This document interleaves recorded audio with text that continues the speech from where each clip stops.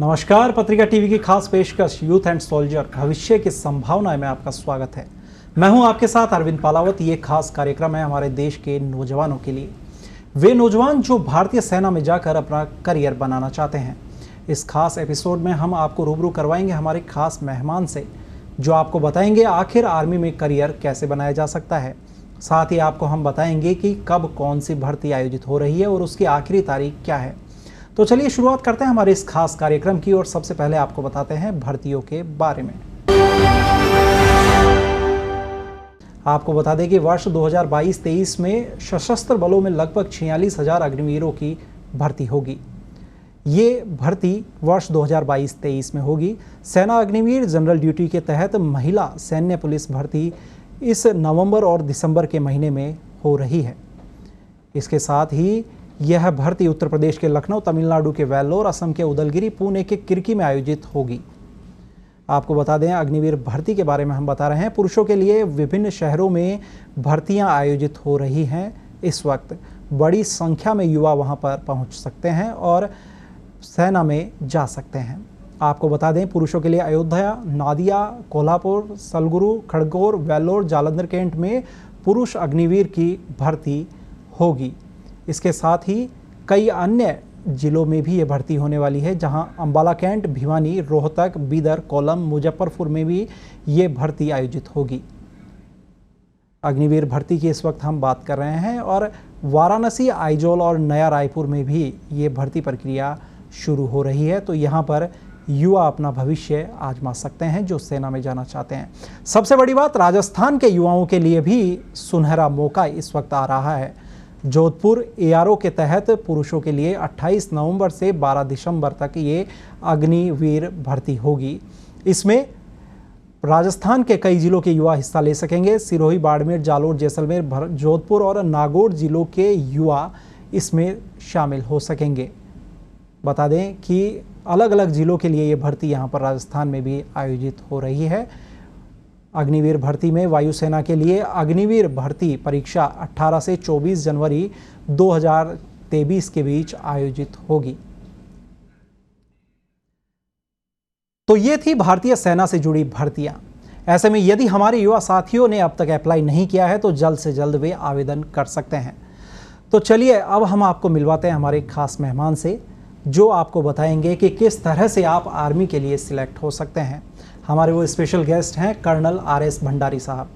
भंडारी साहब आपसे रूबरू हों उससे पहले मैं आपको बता दूं कि कर्नल भंडारी सैनिक स्कूल चित्तौड़गढ़ और राष्ट्रीय रक्षा अकादमी से है। 33 साल की आर्टिलरी में विशिष्ट सेवा के बाद साल 2006 में वे रिटायर हुए।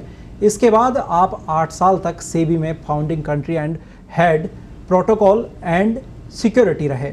सेबी के बाद आप 2 साल मुंबई में इंडिपेंडेंट सिक्योरिटी कंसल्टेंट के साथ विजिटिंग फैकल्टी भी रहे। 6 साल पहले कर्नल भंडारी जयपुर लौटे और मार्गदर्शन, एडवाइजरी एंड कंसल्टेंसी सर्विसेज की उन्होंने शुरुआत की, जो कि करियर बिल्डिंग, सिक्योरिटी और फायर सेफ्टी के क्षेत्र में कार्यरत है।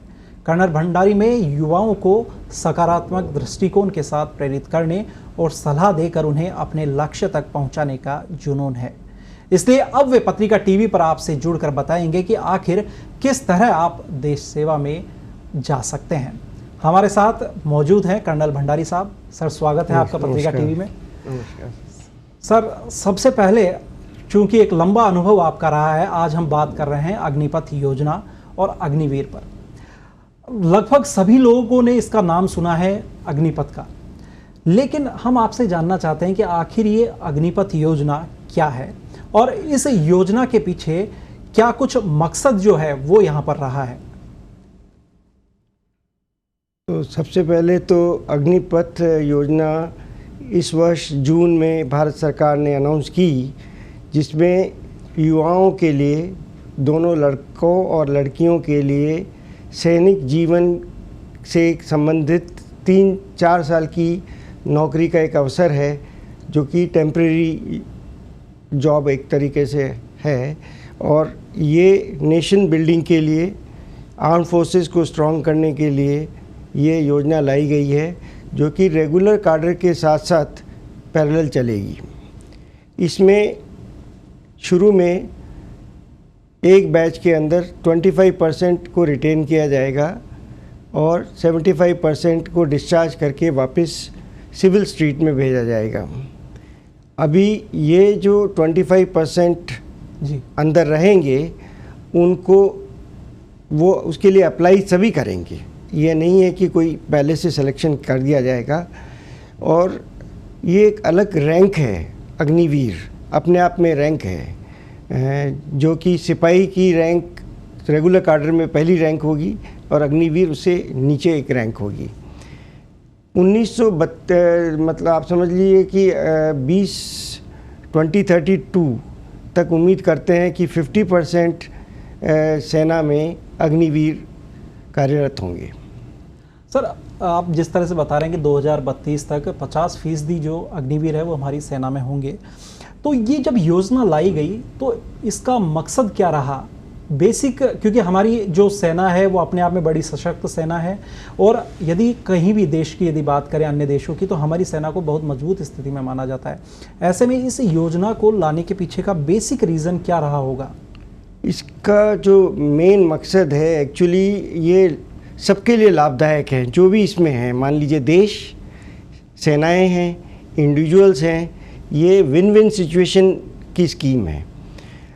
इसको लाया गया है इसलिए कि देश में एक तो एकता पैदा की जा सकती है युवाओं के अंदर, देश निर्माण का कार्यक्रम में युवा हिस्सा ले सकें, बच्चों में स्किल पैदा की जा सके, उनको डेवलप किया जा सके, उनके डिसिप्लिन, उनकी प्रेरणा में योगदान किया जा सकता है, उनको सोसाइटी के रोल मॉडल बनाया जा सकता है यूथ के अंदर।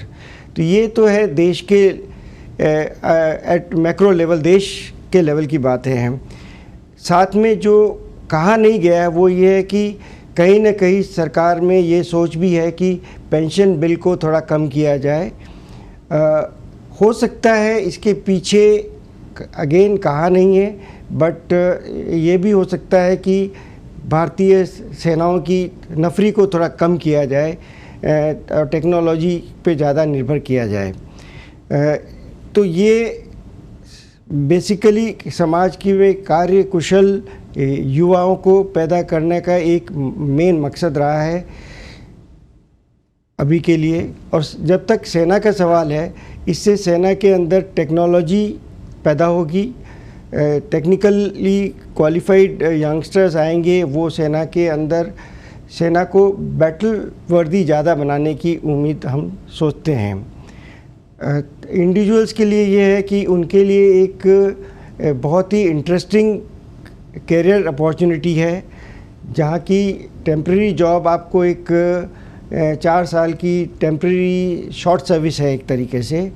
उसमें आप यूनिफॉर्म पहनने का आपका जज्बा है, जुनून है, आप देश के लिए कुछ करना चाहते हैं, तो वो आप कर सकते हैं और वापस मेन स्ट्रीम में जा सकते हैं। ये युवाओं के लिए बड़ा लाभ है इसमें।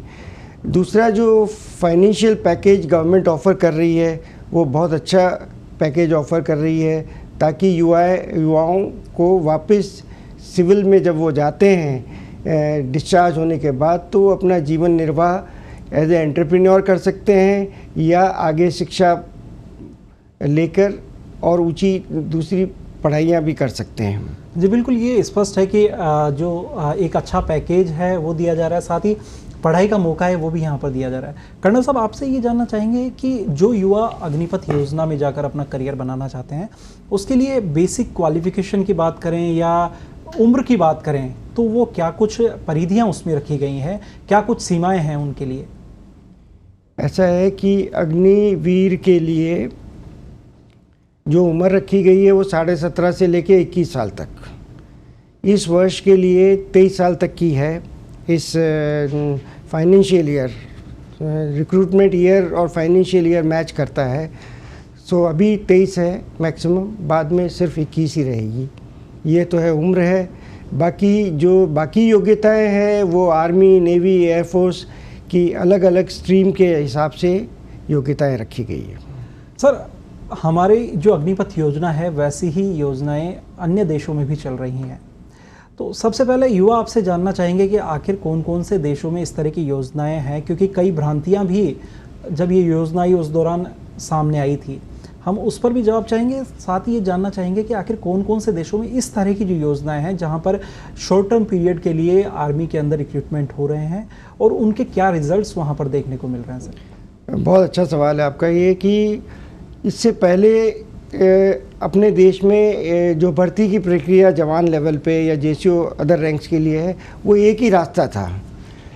विदेशों में भर्ती की प्रक्रिया में अनेक रास्ते हैं, तो अपने देश ने भी इसी तरह से इसको स्टडी किया कि Russia, America, UK, France, China, इन कंट्रीज़ और इज़राइल वगैरह में किस तरह से भर्ती की प्रक्रियाएं हैं, क्या क्या उसके शॉर्ट सर्विस का पीरियड क्या है उनको रिटेंशन के लिए चॉइस दी जाती है, वो वॉलंटियरली सेना में आते हैं, उनको मेरिट बेस के ऊपर रिटेन किया जाता है और उसके बाद में इनिशियल ट्रेनिंग जो है वो छोटी ट्रेनिंग रखी जाती है कम पीरियड की, और उनको एक एग्ज़िट पैकेज दिया जाता है, मतलब कि प्रारंभिक उनको एक इंसेंटिव दिया जाता है कि वो बाहर जब जा रहे हैं सेना से बाहर तो वो अपने आप को स्थायी रूप से जीवन निर्वाह कर सकें। अब अपने देश ने ये सारी कंट्रीज़ की जो स्कीम्स हैं उनको स्टडी किया है और अपन ने उसमें से जो बेस्ट है उसको अपन ने अपनाया है। सर, आप कह रहे हैं कि जो सबसे बेस्ट है वो हमने किया है। 4 साल अग्निवीर जो है वो सेना में रहेंगे। इन 4 साल के दौरान वे क्या कुछ सीखेंगे, ट्रेनिंग से लेकर और आखिरी जो चौथा साल है वहाँ तक ये युवा क्या कुछ सीखेंगे उस दौरान, ये आपसे जानना चाहेंगे, क्योंकि युवाओं के मन में ये सवाल है कि आखिर इन 4 साल के दौरान वे क्या कुछ कर पाएंगे सेना में। ऐसा है कि जो इनिशियल ट्रेनिंग है, बेसिक ट्रेनिंग हम उसको कह सकते हैं जी, आर्मी, नेवी, एयरफोर्स की, ये अलग अलग सेंटर्स में और इंस्टीट्यूट्स में की जाती है।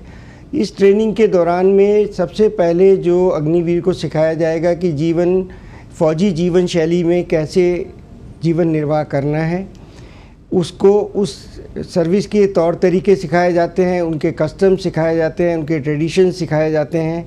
उसके बाद में उनको प्रोफेशनली शारीरिक रूप में मजबूत किया जाता है, उनको drill, physical training, weapon training, हथियार जो बेसिक हथियार है, छोटे हथियार जिनको हम बोलते हैं, उनको फायर करना सिखाया जाता है, उनको हैंडल करना सिखाया जाता है। उसके अलावा बाकी जो स्किल्स हैं वो आर्मी की अलग सिखाई जाती हैं, नेवी के अग्निवीरों को अलग तरीके से सिखाई जाएगी और अग्निवीर वायु जो हैं उनको अपने ट्रेड के हिसाब से सिखाई जाएगी। इस पे हम विस्तृत चर्चा जब आगे आने वाले प्रोग्राम्स में करेंगे।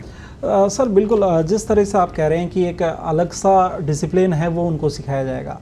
आपका लंबा अनुभव रहा है आर्मी में इतने साल आपने सेवाएं की, उसके बाद में जब अब यदि हम बात करते हैं तो 4 साल बाद में जब ये युवा जो आर्मी का बहुत कुछ सीख करके और जब समाज के बीच में पहुंचेगा तो समाज में भी एक अच्छा संदेश जाएगा कि समाज में कहीं ना कहीं किसी भी तरह की स्थिति से वो निपटने के लिए भी वो तैयार होगा। इस पर आप क्या कहेंगे?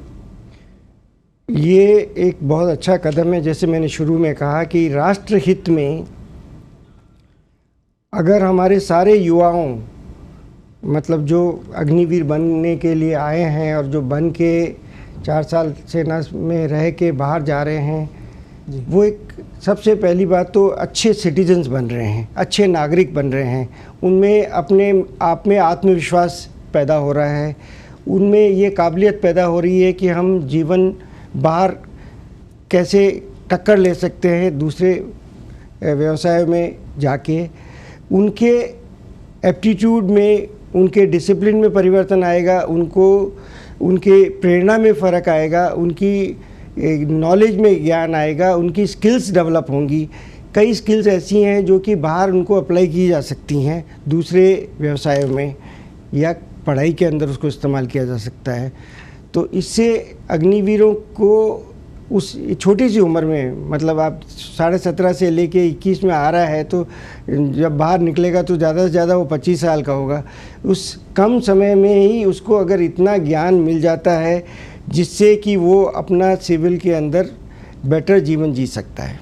जी बिल्कुल, तो बहुत कम उम्र के अंदर जब युवा बाहर आएगा तो कहीं ना कहीं कई चीज़ों का अनुभव उसके साथ होगा। जब अग्निवीर सिविल लाइफ में आएगा तो कहीं ना कहीं उसका एक बहुत अच्छा सोसाइटी पे इम्पैक्ट जो है वो देखने को मिलेगा। जहाँ पर युवा अपराध की ओर बढ़ रहे हैं तो कहीं ना कहीं अग्निवीर अपने आप में समाज के अंदर एक अच्छी मिसाल पेश करेंगे। क्या कहना चाहेंगे सर इस बारे में? बहुत ही महत्वपूर्ण सवाल आपने पूछा है। पहले तो मैं ये बता दूं आपको कि आने वाले 4 साल में जो अग्निवीर की भर्ती फर्स्ट 4 इयर्स में जो वेस्टेज होगा या जो बाहर आएंगे बच्चे सिविल स्ट्रीट में, वो होंगे 1.84 लाख। इतनी बड़ी मात्रा में अग्निवीर बाहर आएंगे। अब आता है कि इसके ऊपर नेचुरली काफ़ी डिस्कशन देश में हुआ है जब ये स्कीम को लाया गया। हमें इसका पूरा अंदाज़ा लगाना है कि बाद में क्या होगा, किस तरह से ये स्कीम का इम्पैक्ट सिविल लाइफ में पड़ेगा, उसका जायज़ा अच्छी तरह से हम 4 वर्षों के बाद ही कर पाएंगे। अभी पूर्वानुमान करना इतना सही नहीं होगा, बट फिर भी ये देते हैं कि सरकार ने अनाउंस किया है कि जैसे अग्निवीर को पहले स्किल सर्टिफिकेट दिया जाएगा, उनको 12वीं क्लास का एजुकेशन का सर्टिफिकेट दिया जाएगा, उनको अफोर्डेबल क्रेडिट फैसिलिटी मिलेगी ताकि वो अपने दूसरे व्यवसाय जो करना चाहें कर सकते हैं। हायर एजुकेशन के लिए उनको सुविधाएं प्रदान करेगी भारत सरकार। स्किल्स उनमें ऐसी डेवलप होंगी ताकि वो एंटरप्रेन्योर बन सकें और दूसरी जॉब्स को संभाल सकें। इसके अलावा भारत सरकार ने ये भी अनाउंस किया है कि उनको री एम्प्लॉय किया जाएगा सेंट्रल आर्म्ड पुलिस फोर्सेस के अंदर। 10% उनके लिए वैकेंसीज रखी जाएंगी। यहाँ मैं साफ करना चाहूँगा कि जो एक्स सर्विसमैन हैं वो इसके अलावा होंगे। अग्निवीर एक्स सर्विसमैन नहीं कहलाएगा, तो उनकी जो 10% ऑलरेडी है, ये उसके अलावा 10% वैकेंसीज होगी। इसके अलावा मिनिस्ट्री ऑफ डिफेंस ने जितनी भी डिफेंस पब्लिक सेक्टर यूनिट्स हैं उनमें Indian coastal guard, merchant navy, कई स्टेट्स ने अपनी पुलिस फोर्स में भी ऐसे संदेश दिए हैं कि हम अग्निवीरों को अपने पास भर्ती लेंगे और उनको काम पे रखेंगे। देखना ये होगा कि कॉरपोरेट ने भी कहा है। अब ये सब चीज़ें देखनी होगी कि वाकई में ज़मीन पे धरातल पे क्या उतर के आता है। बिल्कुल, ये तो सीधा 4 साल बाद में पता चलेगा कि अभी तो अग्निवीरों की भर्ती हो रही है। सर, एक और मेरा सवाल है कि जो ये अग्निवीर जो होंगे, इनको रेगुलर कैडर में लाने के लिए क्या कुछ जो प्रावधान है वो यहाँ पर सरकार की ओर से बनाए गए हैं, डिफेंस की ओर से बनाए गए हैं, जो हमारे जो अग्निवीर हैं उनको रेगुलर कैडर में लेने के लिए? हाँ, तो एक तो इसमें सबसे पहले है कि जो रेगुलर कैडर में अग्निवीरों को सबको अप्लाई करना पड़ेगा जी। ये आप समझ लीजिए कि समवेयर बिटवीन 4th ईयर के अंदर ये इस तरह की एप्लीकेशन उनसे ली जाएगी। उनके एग्जैक्टली ये पूरा सेंट्रलाइज डेटाबेस बनाने की सरकार ने अनाउंस किया है। अब इस सेंट्रलाइज डेटाबेस में क्या क्या खूबियाँ अग्निवीर की वो शामिल करने वाले हैं, जो मुझे लगता है कि सबसे इम्पॉर्टेंट है कि उसका एप्टीट्यूड कैसा रहा है, उसका डिसिप्लिन कैसा रहा है, उसका मोटिवेशन लेवल्स क्या है, उसकी कंप्यूटर नॉलेज कैसी रही है, फिज़िकल प्रोफेशनल नॉलेज में वो कैसा रहा है, उसका परफॉर्मेंस कैसा रहा है, स्पोर्ट्स वगैरह में भी उसको अवार्ड्स मिले हैं क्या, कोई गैलेंट्री अवार्ड्स हैं या सेवा मेडल्स कोई मिले हैं क्या, और उसकी डेमोन्स्ट्रेटेड क्वालिटीज़ क्या रही हैं। ये मोटे तौर पे मैं सोचता हूँ कि ये नाप तोल का एक जरिया होना चाहिए जिससे कि अग्निवीर का सिलेक्शन रेगुलर कैडर में हो। अब इसमें एक बहुत पेचीदा सवाल है जिसका जवाब मैं अभी शायद सरकार ने भी क्लियर नहीं किया है। क्या recruitable mail population RMP factor का भी उस टाइम पे ध्यान रखा जाएगा या नहीं, ये मैं अभी कह नहीं सकता। जी बिल्कुल, आरएमपी फैक्टर की जो आप बात कर रहे हैं वो बड़ा इंपॉर्टेंट है सर इसमें। सर, एक और चीज़ हम यहाँ आपसे जानना चाहेंगे कि जो अग्निपथ योजना है इसका जॉब इफ़ेक्ट क्या होगा, भविष्य में इसकी जॉब को लेकर के क्या कुछ अपॉर्चुनिटीज़ हैं वो यहाँ पर रहेंगी? ये अभी पहले अपन इसको 2 भाग में ले लेते हैं कि अग्निवीर खुद ही अपने आप में एक जॉब, टेम्प्रेरी जॉब की अपॉर्चुनिटी हुई है। ये बहुत बड़ी बात हुई है। नौ, क्योंकि हर 4 साल के बाद में बच्चे 75% बाहर निकल के आ रहे हैं, तो इनटेक कंटिन्यूस इनटेक रहेगा, जो कि इनिशियली हम उम्मीद कर रहे हैं कि ये रफली 50 से 60 हज़ार साल का रिक्रूटमेंट होगा। 4 साल के बाद में उम्मीद की जाती है कि ये 1 लाख तक पहुंच जाना चाहिए जॉब अपॉर्चुनिटीज़ के हिसाब से। अब इसमें एक सबसे बड़ी जो बच्चों के या उनके वार्ड्स पेरेंट्स के माइंड में है कि ये टेम्परेरी है नेचर, जॉब का नेचर एक टेम्परेरी है, तो जॉब सिक्योरिटी की एक कहीं कहीं वो कसक रह रही है। जी बिल्कुल, ये बात तो सही है सर। एक लोगों के मन में एक बड़ा सवाल इस योजना को लेकर के आया जब ये योजना लॉन्च हुई कि कहीं ना कहीं हमारी जो इंडियन आर्मी है वो इस योजना के आने के बाद में कमज़ोर हो जाएगी, और भविष्य में जब कभी युद्ध होता है तो ऐसी स्थिति में कहीं ना कहीं कोई मुश्किल ना खड़ी हो जाए। आपका सर लंबा अनुभव रहा है और आपने इस अग्निपथ योजना पर काफ़ी गहरी जो पढ़ाई है वो भी यहाँ पर किया, अध्ययन किया है। क्या लगता है सर आपको कि जो लोग सोच रहे हैं, जो युवा सोच रहे हैं, उसमें और वास्तविकता में क्या कहीं अंतर है? ऐसा है कि सेना में युवक, यंग एज के जो सैनिक रहे हैं वो हमेशा रहे हैं, उसमें कोई दो राय नहीं है। ये स्कीम आने के बाद में उम्मीद ये की जा रही है कि 4 से 5 साल ओवरऑल एज कम हो जाएगी सेना की, यंगर हो जाएगी सेना। तो अग्निवीर के साथ में रेशियो क्या रहता है एक्सपीरियंस्ड कार्डर वाला या रेगुलर कार्डर का, ये ओवर ए पीरियड जो उभर के आएगा वो भी एक जाहिर करेगा। क्योंकि एक सेक्शन, मगर मान लीजिए आप हम इन्फेंट्री का एक सेक्शन लेते हैं, उसमें 10 जवान होते हैं। अगर 10 में से 3 जवान अगर अग्निवीर हैं और 7 एक्सपीरियंस हैं, तो हम ये नहीं सोचते हैं कि कोई इस तरह का इस पर नेगेटिव इफेक्ट आएगा। वहाँ तो अनुभव और जोश दोनों हाँ, जोश भी होगा। दूसरा, रिस्क टेकिंग कैपेबिलिटी यंगस्टर्स की ज़्यादा होती है, क्योंकि वो अनमैरिड होता है और उसमें एक जज्बा अलग होता है उस टाइम पे। प्रिपेयर्डनेस इम्प्रूव होगी, उम्मीद ये की जाती है। और सबसे बड़ा फ़ायदा जो एक होने वाला है कि जो रेगुलर कार्डर में सेलेक्ट होंगे वो बेस्ट होगा। आफ्टर ऑल 25% को ही आप रख रहे हैं, तो जो डीले डाले हैं, जो सिर्फ पैसेंजर की तरह चलना चाहते हैं, वो बिल्कुल जो 75 है वो उनमें अलग हो जाएंगे। सर, अग्निपथ योजना और अग्निवीर, इन दोनों की यदि भविष्य की बात करें, फ्यूचर की बात करें, तो भारत देश में इनका फ्यूचर आप किस तरह से देखते हैं?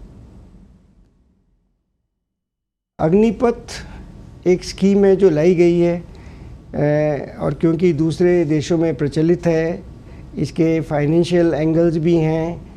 और जैसे आजकल सुनने में भी आता है कि यह युद्ध का नहीं है, तो क्या इतनी बड़ी सेनाएं मेंटेन करना कंटिन्यूसली ज़रूरी है क्या?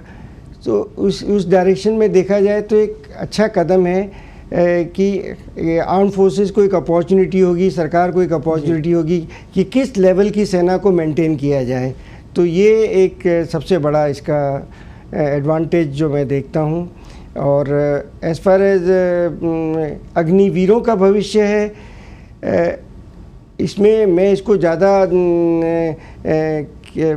ज़्यादा गुलाबी तस्वीर के रूप में नहीं देखना चाहता हूँ। नहीं लगता मुझे उनका जीवन बाहर जब आएंगे, नेचुरली एक कॉम्पिटिटिव वर्ल्ड उनके लिए सामने होगा।